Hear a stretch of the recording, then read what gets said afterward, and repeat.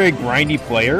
He'll tend to, just because of the nature of his character, he'll very much sort of drag a match out.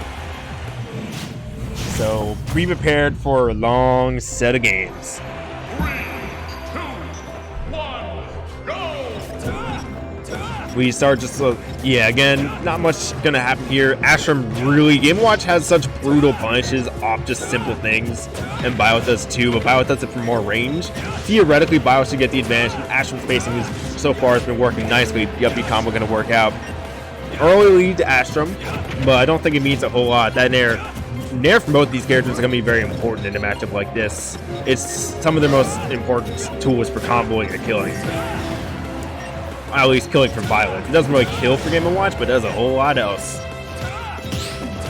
Azengo trying to make it back to, well, even center. There we go. Way out beautifully with the dash attack, but only slightly to side beacon to catch him out. We might see a theme of that. Azengo trying to get out of the corner. He'll have to do better than that if he wants to fully be able to win this out or make his advantage way better. And he's going to get caught by that down tilt there. That down there is not going to save him from the Astrum up air. So yeah, we're going to have to see a theme of the corner here in this set. Make it grindy as well. If Game&Watch cannot be grindy, then it's a bit rougher for him around the edges. And here's another example. Azengo in the corner. He'll get out with the Nair.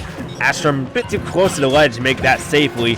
And he has him off stage, just gonna go for a pretty safe down air, but he's gonna still get hit by the up B, so it's not even that safe. In the center, it looks very, very even, but it very much depends on how Azengo does in the disadvantage state in order to make this work. And of course, how Azengo gets his own advantage state on, and vice versa, because that same stuff very much applies to Astrum.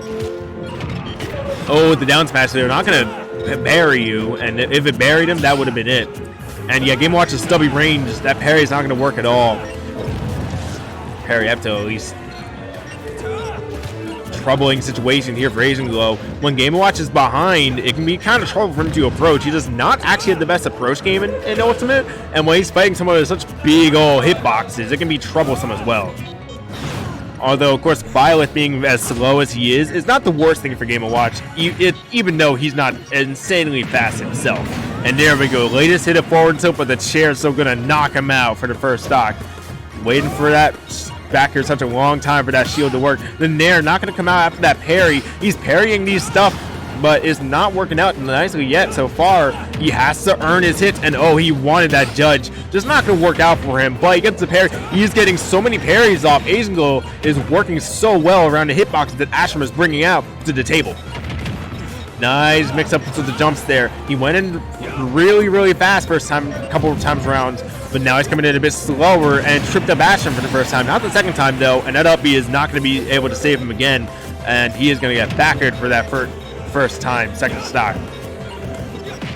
As the up B puts Astrum off stage, Game&Watch has some supreme ledge trapping ability, but not there. He does not have the time to set up, and Astrum's able to get another up B combo. They're very DI dependent, but the Byleth player is very able to react to whatever DI the opponent throws out. And now Azengo trying to get this kill off, but Astrum very nicely gets out of there, just going high. Down there, Azengo, springing up, springing down. The parry off there, but nope, not going to be able to go down to the platform. And double down air gets Astrum off stage here. No, still not going to work. He needs something. Azengo needs something. I fear that if he doesn't get something quick, he'll resort to just doing some random stuff with Judge, and I don't think that's the most reliable game plan out there. He is the type of player. He is a bit trolly, mind you. He is the type of player to search for that kind of thing, especially when he's down. Oh, the Barry gets him.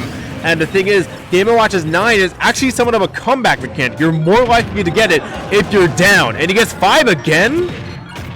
Wow, he gets 5 again. But yeah, if you get 9 when Game&Watch is behind, that's not actually that surprising given how it does have that sort of comeback mechanic going for it. Astrum though still is able to convert off of the situations that he was being able to give better, and that will allow him to win game 1.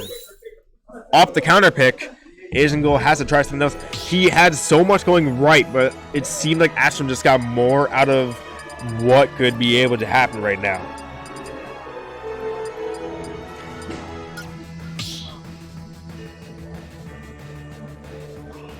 Nothing. It just got to be slightly different. Despite what was of adaptation done, and Asian Gold has a high chance of taking this to the bank, off to the winner's side. Yeah, Asian Gold, he can keep it very, very grindy. Yeah, and right there, there's 3%. Oh, he just gets sniped by that arrow despite him being all the way across the stage. Not good reactions from Asian Glow. Astrum gets out of the uppy with Nair. Uppy is Asian Glow is doing so many of those. That'll be something to look out for just for Game Watch in general. And he's popping those out like it's the 4th of July. Bring on the fireworks. And if we're talking about fireworks, he does not want to get blown up by Astrum's up airs, and he does not. Nicely done to get out of there. Even if it's down there, oh no, he has drifted back way too many times. And while I might have said nicely done, it's nicely done for there. But what's nicely done then isn't nicely done now. But Asian Gold gets the spot dodge on that grab, trying to get something going. Yeah, he's kind of just playing as a stubby character. And when that kind of thing happens, it's very difficult to work around the hitbox that Astrum is throwing out. And even still, the movement that Astrum is bringing in makes it kind of hard for Asian Gold to really get anything going. Unless he just gets parries like that. The downer was an attempt to break that shield, and that was the first time he brought it out in neutral, but Asian Gold managed to parry it out. But in general, Astrum's hitboxes are very hard for Asian Gold to do anything about. There was one stretch in game 1 where he was able to parry so much. Not anymore. He is not able to get the advantages that he would like to off this, but this ledge trap is crucial for Asian Gold. Yup, pops him with the spot dodge read and gets him with the chair. And now he has to bring this all back. The S-Mash, that's not going to work. But Asian Gold gets nothing off the grab. You need to get more than that. The up B is going to work out, though. Byleth's attacks are not really the safest, so up B is going to be able to work very nicely against attack if it's in range, and the range is very big. But not as quite as big as Byleth's spaced hitboxes. So Astrum, understanding this, he's been trying to work around that very, very nicely. And to counteract this, you see Asian Gold trying to walk into Astrum's range and counter him that way. And once he hits the aerial, since he's already timed it, Asian Gold will be in the distance where up B is possible, and then he can start the up B, and then the juggles that come after, and the combos as well. And possibly offstage situation, up B, it's a very deceptive move. You wouldn't think it leads into much, but it just does. However, despite bringing it pretty close, Astrum is at kill percent. Asian Gold still loses that second stock, and that dash attack slides under Astrum. Game Watch is short frame. Game Watch has a really short frame, and Asian Gold really uses it a lot. When he dash attacks, it's usually just because like it avoids certain things that will just pass right above him, since he's just so stubby. And hey, sometimes it's good, sometimes it's bad. The forward throw coming out. He's trying to go for sheer edge guards. Not really working now. He hasn't actually gotten a good edge guard on Astrum this whole set, really. Hasn't tried much of the chef ledge trapping that is common to see out of Game & Watch. He's trying to judge here, just maybe resetting the counter.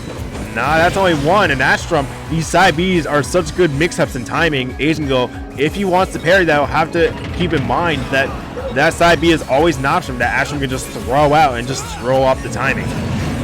But forward air just slinks into Astrum's range on that platform and takes him out there. But this is far from over for Asian Gold. He gets the 9, but not in the way you would want. Dash tech coming under there. Game Watch's damage output is still nicely done, though.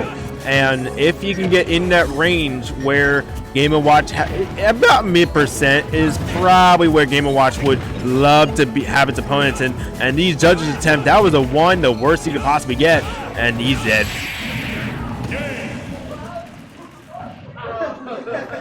Asian Gold tried his luck and just didn't work out at all for him. Astrum moves on to winner's side, top 8.